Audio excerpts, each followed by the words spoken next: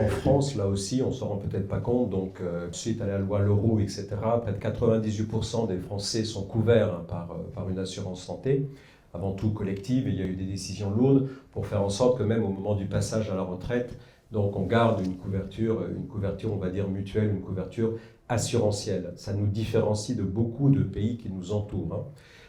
Par ailleurs, contrairement à ce que les Français croient, là aussi c'est passionnant, les Français se disent j'ai une assurance, c'est formidable parce que s'il m'arrive quelque chose de grave, je serai couvert.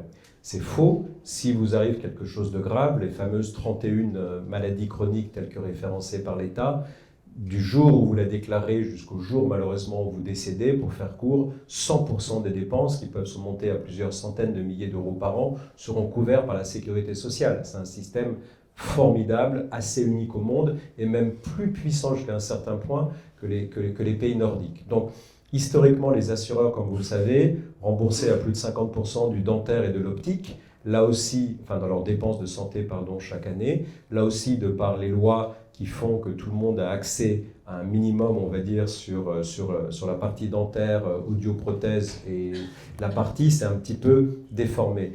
Une fois qu'on a dit ça, vous avez des pays avec de l'intégration verticale assureur avec des hôpitaux. C'est le cas de l'Espagne. Quand vous prenez les 6 premiers acteurs de l'hospitalisation espagnole, vous en avez 2 qui sont des assureurs qui ont effectivement des hôpitaux. Alors en France, ce n'est pas le cas parce qu'en France, on a une double liberté qu'on ignore souvent.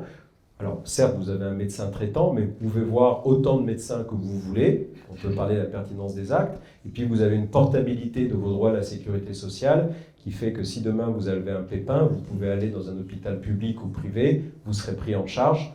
Un hôpital privé, nous travaillons avec le médecin libéral, et c'est son choix, sa responsabilité et sa finance s'il vous prend un complément d'honoraires. Voilà. Comment je vois l'évolution ? Une forme, je veux dire, de travail certes en commun, mais je crois comprendre que l'État français veut garder cette liberté d'orientation et des choix fondamentaux.